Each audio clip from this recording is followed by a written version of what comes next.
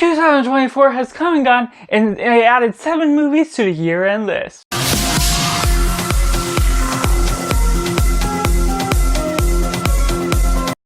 Welcome to Cinema, where we focus on a film. I'm Josh, this is Simply Cinema, where we talk about the movies. And let me know down in the comments below what you have watched in the past month, February 2024, and how you would rank them from your least favorite to your favorite. And we're going to be doing that. Make sure to like this video, subscribe if you haven't already, as I go about daily uploads here on this Simply Cinema channel. And I appreciate any suggestion for future content that you would personally love to see as I integrate so much more, as I back up my content on things that I just haven't gotten to share with you guys yet. But coming in last place, we have Marley One Love. Now, this isn't a particularly bad film, but the inherent nature of this film feels like you need to know a little bit about Bob Marley beforehand and his music. I do enjoy his music, having heard some of it in the past, and the integration of it into the film itself is lively and something that really picks up this pace of the film. But personally, it gave me some information, fed me new bits of things about him, about his life, in a pretty good fashion, but it wasn't too investing into what I personally have really been thinking this film was going to be about. And the narrative is kind of slow at certain paces, and while I still do enjoy it for the inherent nature of what it teaches me about him, it isn't something that made me want to go about listening to his music too much more following the film. And coming in at number 6, we have Madam Web. Yes, I had a more positive take on this film. It is not a great film due to its writing, the inherent flaws, and certain questions you have. Just knowing the inherent ideas of what the goal of the superheroes' inherent ideas are, and what the villain's intentions are, what they're gonna do once they're done with their different sort of actions. But just the simple nature of the film, I went into it knowing people didn't like it. I sort of enjoyed my time, just generally what we got from it, even if it was heavily flawed.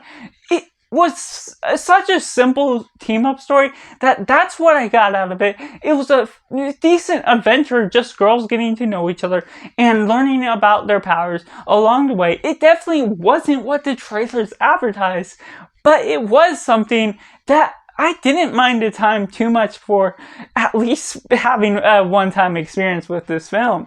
And coming in at number 5, we have Drive Away Dolls. Now, this isn't one I'm going to revisit too much more often, just because the inherent nature of the pornography and just the general nature of all of that. But the fun, action, and some of the comedy along the way was fun, even if it didn't always drive home what the message it was trying to offer, how the focus was going in a few different directions, and some of the cameos that were pretty big for what they were doing, whether shown in the trailer or not, it didn't offer too much more than being cameos, just to mention, hey, there's that main actor, there's that other main actor, and didn't offer really much more to the story itself. The main cast was great for what they were offering. The fun vibes and comedy did offer something that really livened up the experience, but ultimately there wasn't too much more that I took out of it. And coming in at number 4, we have Argylle. Now, this was a fun one from Matthew Vaughn, and as an author myself, I just inherently enjoyed the nature of the author's story, just being able, the writing of the books that was too close to something that was going on in the background of a bad guy organization, and the fun nature behind that, the fun cast, and how they played along with the meta narrative of being self-aware of what they were driving along. They had quite a few plot twists that really made this something different, but unfortunately some of the plot twists as well, because they added so much one after another, it kind of canceled out what it was trying to do to outbeat the last one, and therefore underperformed in some of certain beats that it should have been a lot better if they canceled out some of the twists and just made it a more simple nature, even if they gave out those twists every once in a while, it was a bit too much at times, and it could have had that rated R rating to have more blood, to just amp up the vibes that it was ultimately seemingly going for, that really drove home something that was a fun film, but doesn't deliver all the way. And coming in number 3, we have Ordinary Angels. Now, I enjoy this film for what it is. It isn't in your face as a Christian film, as a faith-based film. It doesn't mention God every minute like some other films do, that I'm personally not huge on, even as coming from a conservative background.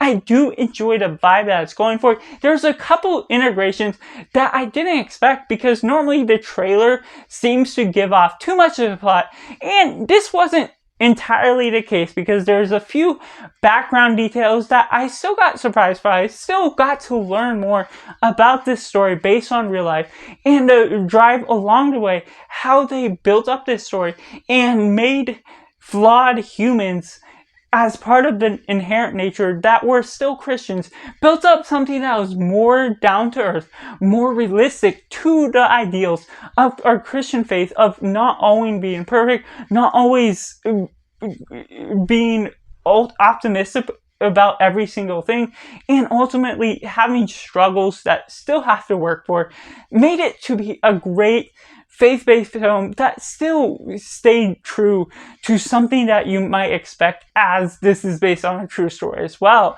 And on number 2, we have Orion in the Dark, a recent DreamWorks picture that I do enjoy for its inherent nature. Charlie Kaufman writing this film was really stellar. The writing and different lessons along the way made it stand out that much more. Unfortunately, some of the narrative beats of how it deals with time, as a father telling his daughter the story of what's going on in his past, it kind of threw off the tension, threw off the flow that much more from what it could have been. But for a kids film, for an animated film, it stood out because of the writing that unfortunately was flawed due to what they added in along the way, but still drove home a great message for as simple as it was going for. But that leaves at number 1, Bleeding Love. Now, this is a great one.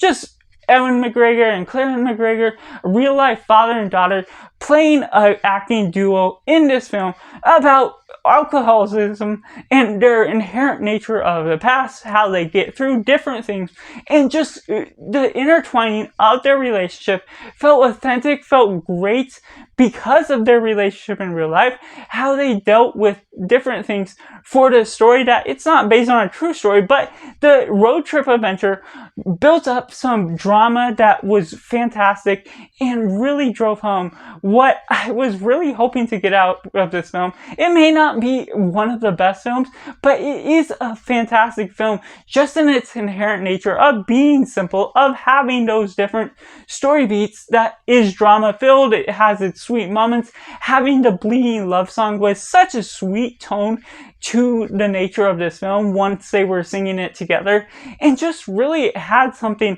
that really was lively and a great experience to have. So that's just all 7 films I watched in the month of February 2024. Let me know down in the comments below what February 2024 films you watched this past month, and make sure to like this video, subscribe if you haven't, as we go about these daily uploads and enjoy film movie communities together and create a great experience as we talk movies.